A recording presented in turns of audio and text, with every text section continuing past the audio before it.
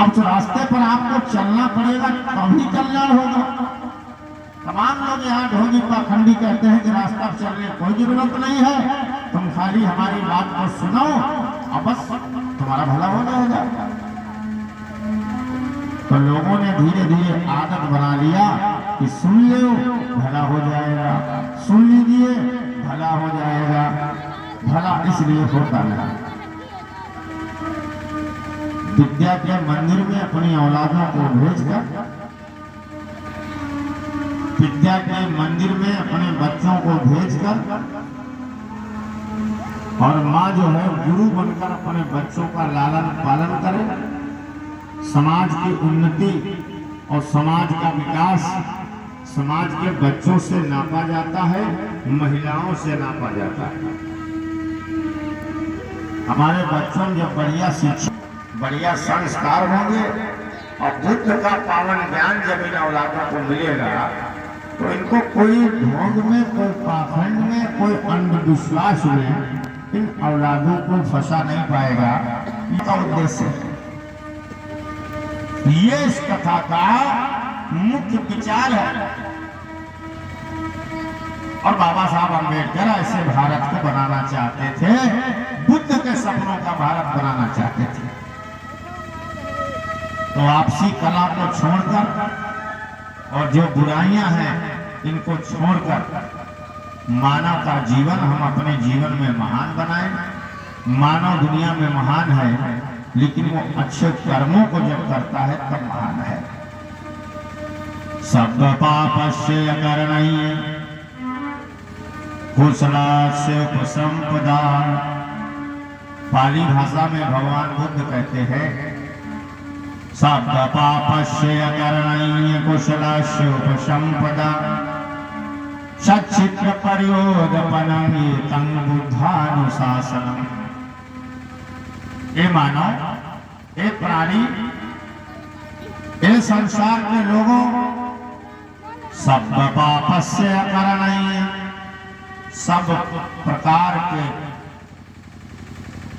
कुशल कर्मों को करना। कुशल का मतलब बढ़िया कर्म। इसलिए हमने आपसे परसों कथा में सुनाया था कि धर्म नहीं कर्म बदलो। धर्म बदल क्या होगा? कर्म तो तुम्हारे वही है जो पहले थे।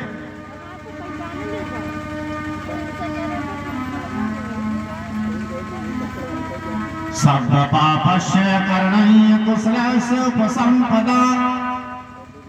सब प्रकार के अच्छे कर्मों को करना और गलत कर्मों को न करना। एतं बुद्धानुशासनम्। यही बुद्ध का शासन है। ऐसा शासन सम्राट अशोक ने अपने जीवन में चलाया। तब ये भारत का राजधर्म बुद्ध का धर्म बना और तब भारत को संसार में विश्व गुरु की उपाधि मिली। संसार के लोगों ने इस देश को नमन किया कि भारत वास्तव में विश्व गुरु है, क्योंकि दुनिया के लोगों को इस भारत ने ज्ञान पढ़ाया। मगर आज ढोंग और पाखंड ने ऐसी आंधी चलाई, उस आंधी में ये दबा कुचला समाज बह गया और अपने ही पूर्वजों को, अपने ही पुरखों के त्याग और बलिदान को भूल गया।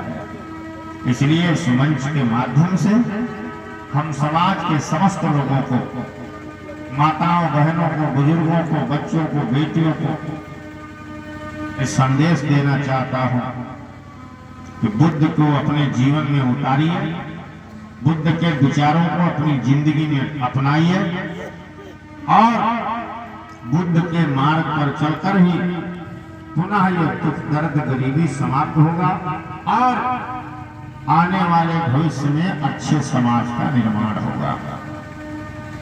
बिना उन विचारों को जाने, बिना उन विचारों पर चले आपका जीवन में कल्याण नहीं होगा। आप चाहे जिस रास्ते पर चले जाइए, आप चाहे जिस पंथ में चले जाइए, लेकिन आपको लौट करके इस बुद्ध के मार्ग पर आना पड़ेगा। इसलिए 2500 साल में बुद्ध को लोगों ने बहुत मिटाया, को मिटाने का बहुत प्रयास किया, लेकिन वो मिटा ना पाए, क्योंकि आज दुनिया के 80 देशों में बुद्ध बैठे हैं। कितना मिटाओगे, कहाँ मिटाओगे? इसलिए आज संसार में बुद्ध को मानने वाले करोड़ों लोग हैं, लेकिन हमारे देश के प्रधानमंत्री नरेंद्र मोदी जी जब विदेश में जाते हैं तो कहते हैं कि हम बुद्ध की धरती से आया है, और इस समाज के लोग पूछते हैं कि आनंदराज बुद्ध कौन थे? हम तो कहता हूं कि मोदी जी से कभी पूछ लीजिए कि बुद्ध कौन थे, बता देंगे। तुम हमसे पूछते हो कि बुद्ध कौन थे, तुम मोदी जी से पूछो ना कि बुद्ध कौन थे। मोदी जी जब चीन जाते हैं, अमेरिका जाते हैं, जापान में जाते हैं, तो वहां जाकर के बुद्ध का फोटो लेकर के जाते हैं और कहते हैं कि हम बुद्ध की धरती से आया है। तो फिर बुद्ध कोई छोटी हस्ती तो नहीं होगी, तो बुद्ध कोई फिर मामूली हस्ती तो नहीं होगी, जिसको देश का प्रधानमंत्री लिए लिए अपनी गोदी में घूम रहा है, जिसको देश का प्रधानमंत्री जाकर के लोगों को बता रहा है, फिर वो कोई मामूली हस्ती तो नहीं होगी। इसलिए माताओं बहनों, हमारे जीवन का आरंभ बुद्ध, हमारे जीवन का समापन बुद्ध। जब हम अपने जीवन में बुद्ध को अच्छी तरह से समझ लेंगे तो फिर ये जीवन सुख में जरूर बनेगा।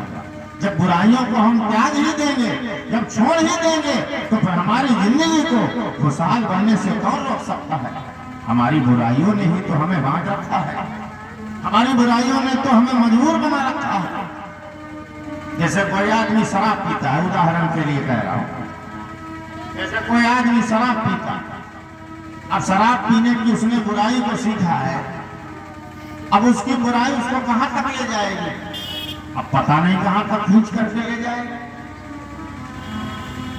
अब वो आदमी कहीं जाना नहीं चाहता, किसी के द्वार पर जाना नहीं चाहता, और पता चले फला आदमी से उसका झगड़ा है, लेकिन उसने ऐसी बुराई को सीख रखा है कि उसके भी दरवाजे पर चला जाएगा।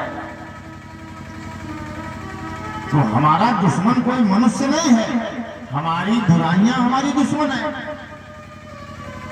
और जितना ज्यादा इन बुराइयों को हम खत्म कर लेंगे, मिटा लेंगे, दूर कर लेंगे अपने आप से, उतना ही जीवन सादा, स्वच्छ, साफ सुथरा, अच्छा बन जाएगा। ये बुद्ध का शासन है। ऐसा देश बुद्ध बनाना चाहते थे। इसलिए माताओं बहनों, इस कथा को जब सुन करके जाइएगा तो अपनी वाणी में संयम बनाइएगा। जरूरत से ज्यादा नहीं बोलना चाहिए। वाणी का संयम, जुबान का संयम होना चाहिए। हमारे घर की महिलाएं उल्टा सीधा बोल देती हैं, फिर उससे झगड़ा होता है, विवाद होता है, थाने कोर्ट कचहरी तक मामला जाता है।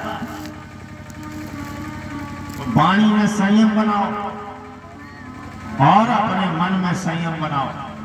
बुद्ध ने कोई धर्म नहीं दिया, बुद्ध ने कोई कानून नहीं दिया, बुद्ध ने लोगों को जीना सिखाया था कि इस मार्ग पर चल करके ये जीवन बढ़िया बन सकता है। अगर बनाना चाहते हो तो बना लीजिए, नहीं बनाना है तो जहां हो जैसे हो उसी हाल में रहिएगा, तुम जानो तुम्हारा काम जाने। बड़ी साफ सुथरी बात भगवान गौतम बुद्ध ने कहा है। अगर वो चाहते तो वो भी कह देते कि मैं भी बड़ा भगवान हूं, लंबा वाला, हमारे ऊपर जितनी बढ़िया पूजा करोगे उतना ही बड़ा फल मिलेगा। तो आजकल आनंदराज पूजा कर रहा होता ना बुद्ध की,